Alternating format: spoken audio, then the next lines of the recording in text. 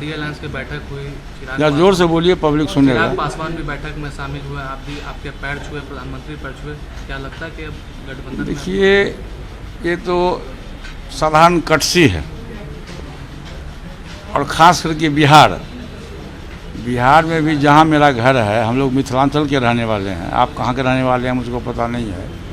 मिथिलांचल का एक कल्चर है कि बड़े लोगों के कभी कोई रिश्ता में जो भतीजा हो, बेटा हो, वो यदि पढ़ चुके प्रणाम करता है, तो ये हम लोगों का परिवार का कल्चर है कि हम उसको आशीर्वाद देते हैं। उस दिन एनडीए की बैठक थी, प्रधानमंत्री जी भी थे, सभी लोग थे, सबके सामने में चिराग जी आए और मुझको पैर छू के प्रणाम किए। मैंने उनको दिल से लगाया, आत्मा से लगाया, और मैंने उनको पीठ थपथपा कर आशीर्वाद दे दिया। और मैंने उनसे हाल चाल भी पूछा कि कैसे हो, ठीक हो? नहीं, हाँ चाचा ठीक है। वो एक अलग इशू है, वो पारिवारिक इशू था, राजनीतिक इशू नहीं था।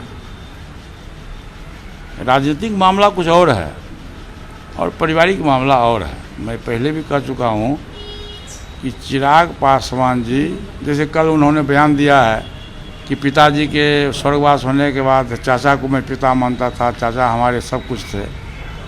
तो चिराग पासवान जी से पूछिए कि चाचा यदि आपके सब कुछ थे तो आपने बिहार प्रदेश के अध्यक्ष पद से चाचा जी को क्यों हटाया? मूल प्रश्न वहीं से शुरू हुआ है। आपने मुझको क्यों हटाया? हम चोर तो नहीं थे, डकैत नहीं थे, बेईमान नहीं थे, लुटेरा नहीं थे, अपाहिज नहीं थे। आपको नज़र आता कि हम कमज़ोर हैं? यहाँ जितने लोग बैठे हैं किसी से कमज़ोर हम नहीं।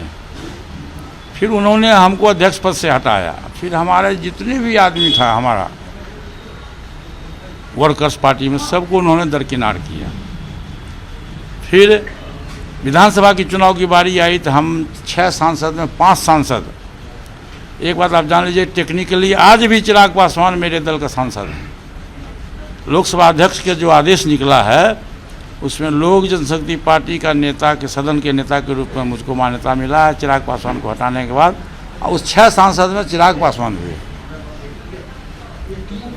ये आप जान लीजिए, ये कानूनी चीज़ है, कानूनी दाव पेच है, लेकिन मैंने कोई आज तक इसका उजागर नहीं किया।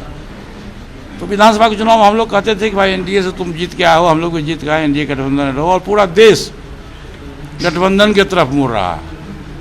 तो पता नहीं बेचारा कहीं सपना उपना देखा या कोई कह दिया कि अकेले लड़ोगे तो बिहार का मुख्यमंत्री बन जाओगे।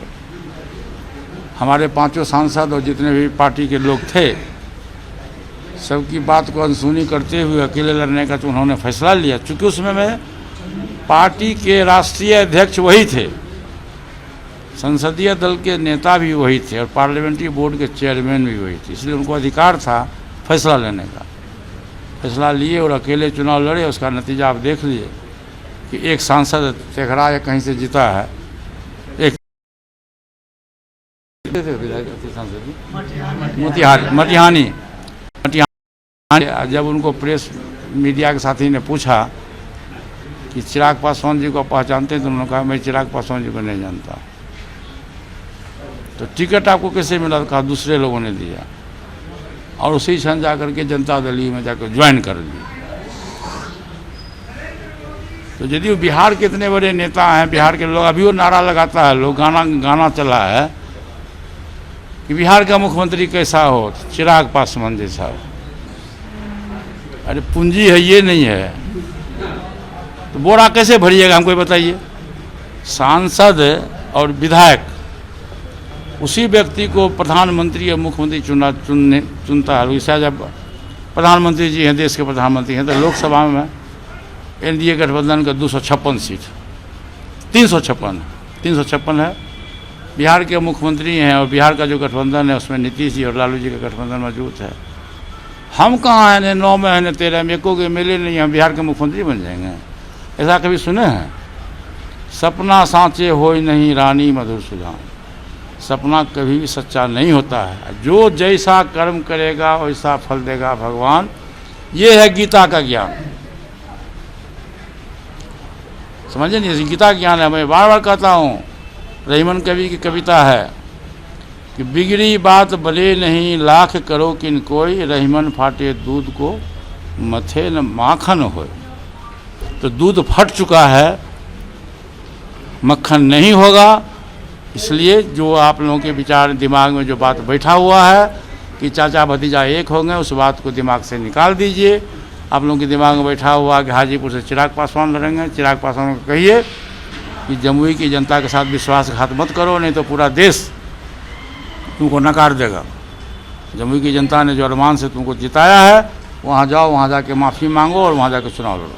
वो आदमी बोल रहे हैं कि हम हाजीपुर से चुनाव लड़ेंगे। ऐसा है भाई साहब, आपको भूख लगी हुई रहेगी और खिलाने वाला कुछ और होगा, तो खिलाने वाला आपको खाना खिलाएगा तब तो खाइएगा, नहीं तो भूखे रह जाइएगा। तो वही बात वहाँ है,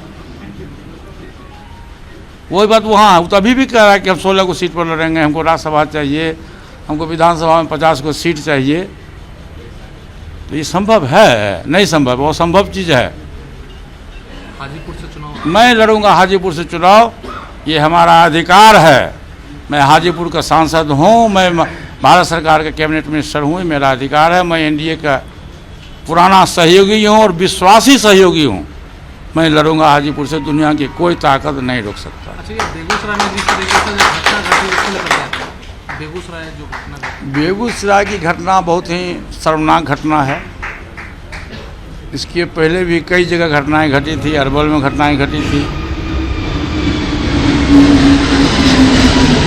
बेगूसराय में ही तेघरा एक ब्लॉक है जहाँ 4 दिन पहले घटनाएं घटी है। वहाँ भी आज से 6 महीना पहले एक हरिजन महिला के साथ बलात्कार करके उसकी हत्या हो गई थी। अरवल में भी हरिजन महिला के साथ में बलात्कार करके हत्या हुई थी। मैं वहाँ गया भी था, लेकिन आज तक बिहार सरकार उसमें कुछ नहीं कर सका। तो जब दोषी को आप सज़ा नहीं दोगे तो दोषी गलत काम करेगा। यदि उसको डर हो कि आज हम गलत काम करते हैं, कल हमको फांसी की सज़ा होगी, तो गलत काम नहीं करेगा। बिहार का जो प्रशासन है उसको दारू और बालू से फुर्सत नहीं है और लॉ ऑर्डर की तरफ उसका ध्यान नहीं है। नतीजा है कि रोज़ बिहार में लूट, हत्या, बलात्कार, बैंक रॉबरी, ये सब होते रहता है और उस पर बिहार सरकार का कहीं कोई नज़र नहीं है।